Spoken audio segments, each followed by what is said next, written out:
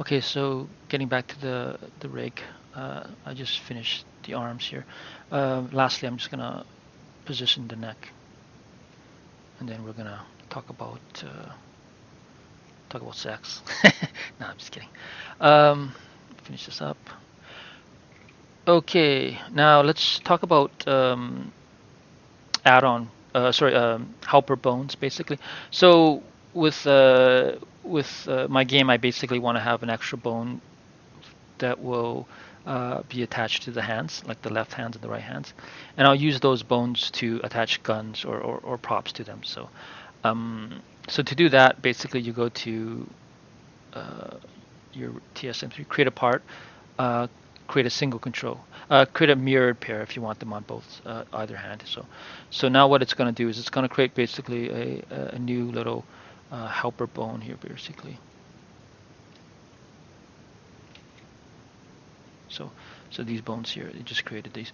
So these basically will are just dummy bones, or you can just use them for anything. Basically, you can like if you have like a spare, um, like if you want to like use them for breasts, you can do that as well. Like if you want titties here, but I don't want that. Also, there's other stuff like tails and stuff like that. So creating shit like that for tails, but I'm not going to get into that. This is I'm just going to talk about single control bones. And so I use these basically for props, prop attachment points. So I'm just gonna place them right here. Now I had two in my previous rig that I made, but I'm just gonna make one here, and you can have as many as you like. So once you position it, you want to parent it to the correct bone. So I think you select. So to do the parent, I think you select the parent first and then the child. Sorry, did I select that correctly? And then you go up to TSM3 and then you could attach body parts. I think it was. Yeah, don't ignore mirror because you want it to happen on the right side as well. And so now it created a. So it seems to have parented to the. I'm sorry. Oh shit! That was I did that wrong. I was supposed to select. No, I'm supposed to select this first and then the piece where you want to connect it to, and then attach. Okay, cool. That looks like it did what I want it to do. So now this bone here is a this widget here is a parent to this thingy. So when it creates the rig, it's gonna parent that widget to that thingy. You'll see. Okay, anyways, so that's done. Lastly, I want to talk about one more thing. It's called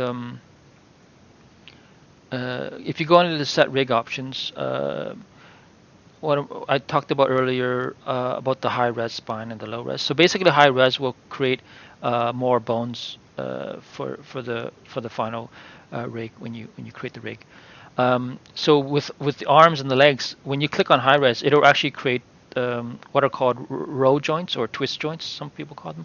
And so basically for the arm here, it'll create two bones here, and one will be and also for the upper arm, it'll create two in between it. So total for the arm, it's going to have four bones. Now the reason I don't like to do this actually, I'll tell you why. Because in games like Unreal, actually, well, I'll tell you what happens when you click on high res. So it'll create those two bones, but what happens is it'll create the bones in kind of like a linear fashion. So basically, it'll the twist bone will be a parent of the elbow bone, and you don't want that actually in a game engine actually, because for example in the Unreal Engine, the twist bones are you want them to be a sibling of the elbow. So so so the forearm twist here, like if you look at my previous example here, let me just turn that off. So this previous example here, so this bone here basically, it's actually a child of the elbow bone. And so if you look at the structure of it here, so you've got your forearm here, and then you've got your hand here, and then you've got your twist joint here. So these two bones are actually siblings. They're basically they're both children of the elbow joint. Now that's what you want for a game engine like the Unreal Engine, because when they have when you do IK in the Unreal Engine, the IK solver only works for two joint bones, so it'll only work if you have like basically the forearm and the upper arm. If you have a complex chain where it has four bones, the IK solver will break. Uh, as far as I know, this is as of 2020. But in general, actually, many game engines prefer to have it where the twist bone is actually a sibling of the hand bone, and not a parent of the hand bone. Because if you actually went ahead and did this, if you went ahead and created it with the high res bones, it's going to create it like this. I'll just quickly show you what it looks like. It's going to create it like this, basically. So basically, there's your elbow, and then there's your twist bone, and then there's your hand bone. Yeah, that's not good. It doesn't work in Unreal Engine because Unreal Engine's IK system, it needs a two-bone chain. Anyways, so because of that, I have to use low res. Same with the legs, low res. So go ahead and keep the spine as high res because, yeah, that's fine. So now we're just going to go ahead and create it. Oh, actually, before we create the rig, actually, we need to specify the mesh. That's one thing we forgot to do. So to specify the mesh, you just click on TSM3, set character geometry. I think you, actually, no, I think you select the character geometry first. Let me just double check that. Yeah, yeah. Okay, so you need to select the character geometry first, and then set character geometry. Now, okay, now you'll see it that it shows up in your outliner. It'll be a child of that thingy. All right, so now we can go ahead and create the rig. And so now we're just gonna go ahead. Oh shit, make sure that's low res. Okay, and then everything should be good to go. Set character, and then rig, yeah. And then set rig options. Yeah, that's fine. We didn't need to change that. Smooth bind, maximum fluids. Save. Now, if you want to save these widgets for like later, and you want to have, because you have another character you want to that uses the same locations for all these widgets, you can go ahead and do that. But for now, I'm just going to ignore that. So it's going to take a hot second here.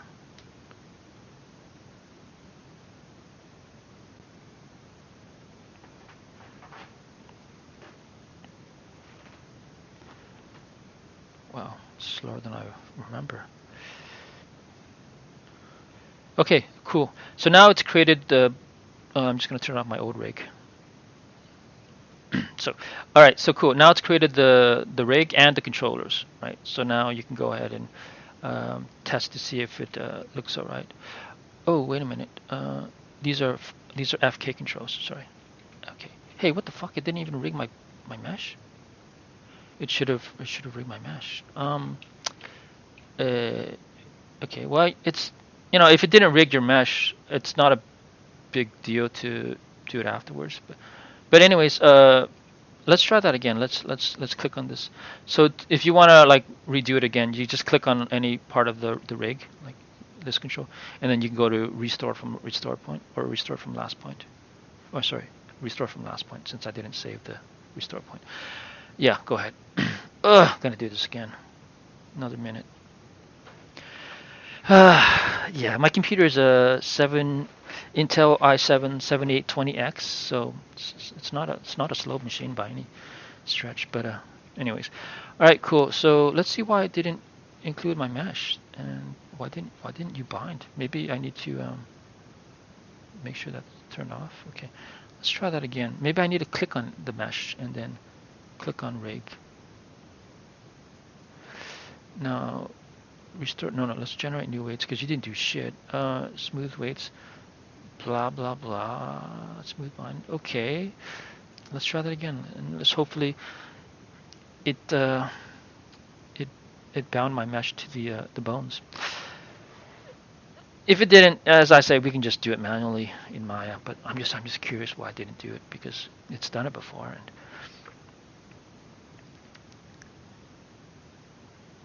okay, let's see what did it do it?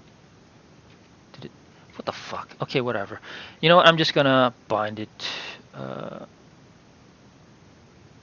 I don't think I need that stupid set anymore. Yeah, I'm just gonna go ahead and bind it manually. So the bones themselves, they're located inside of this structure here. It's under TSM3 craft. I don't know what the fuck craft is. So to bind it manually, just go ahead and select the root bone and then just select your hierarchy.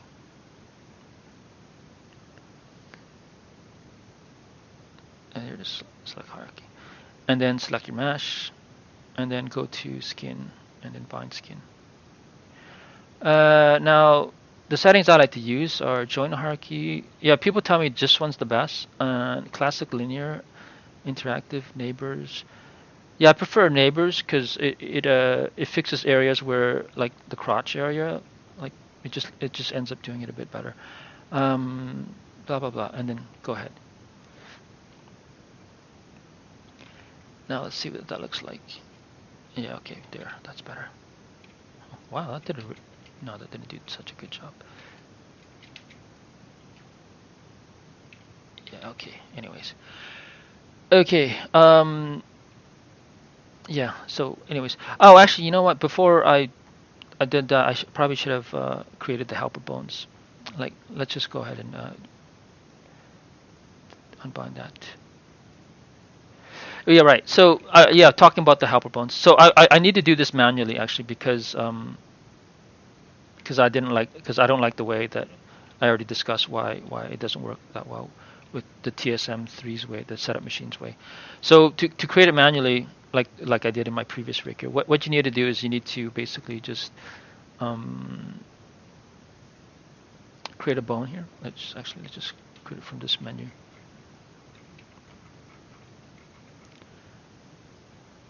Create a joint, and then enter. Just want to position that. I guess right there. I think in my previous rig I created two twist joints.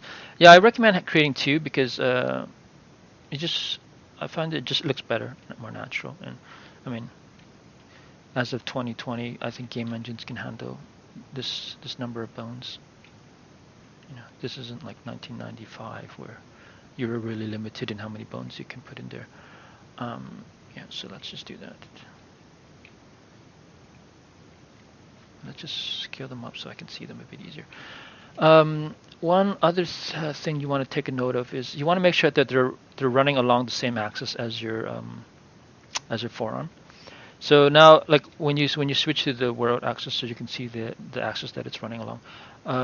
Hey, that looks like it's actually pretty running.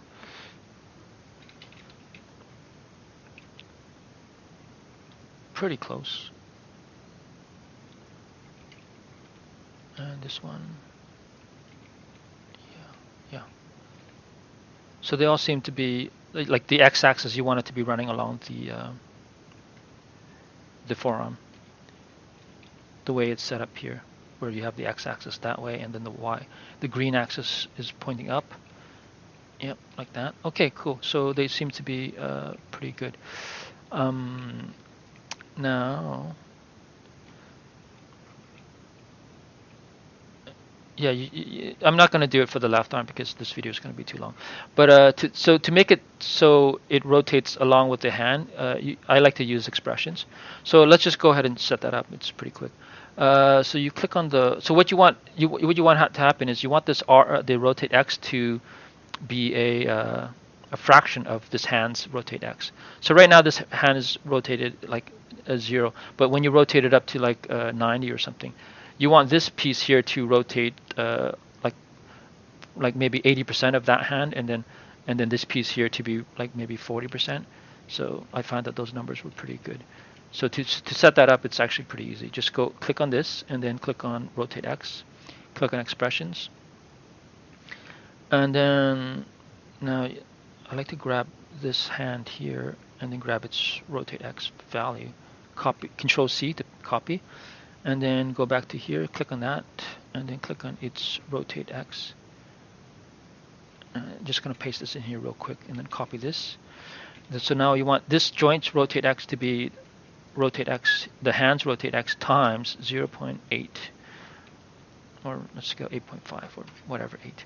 Then click create. And now when you move this thing, now you'll see that the channel here is going to be purple. That means it's constrained, or it's like basically animated based on another something else. So when this is set to like 90, this should be 80% of 90. Or was it, sorry, was it, yeah, 80% of 90. So 80% of 90 is 72. Yeah, that looks good. So let's set that back to, like, if 100, that should be 80. Yeah, cool. Okay, so, and then for this one, I'm just going to copy and paste that rotate X value here. Yeah, it's really simple setting up these twist joints. This one I like to have it as like 0.4. Oh, sorry, it's called a joint 1. Okay, so now you'll notice that they smoothly rotate. So this should be 50, and then this should be, yeah, that. Okay, so that's how you set up that one, and now you can do the same thing for the upper arm, and for whatever. Oh, also there's one joint that I actually like to play around with here. I'm not sure if I. Oh no, I didn't actually. But actually, yeah, I do create another helper bone for the shoulder. It's a bit because the shoulder tends to get really deformed. So yeah. Anyways, I recommend setting up a helper bone for that. And then you just go ahead and mesh, or assign this to the mesh. So first select that, and then select this, and then hierarchy, and then skin it.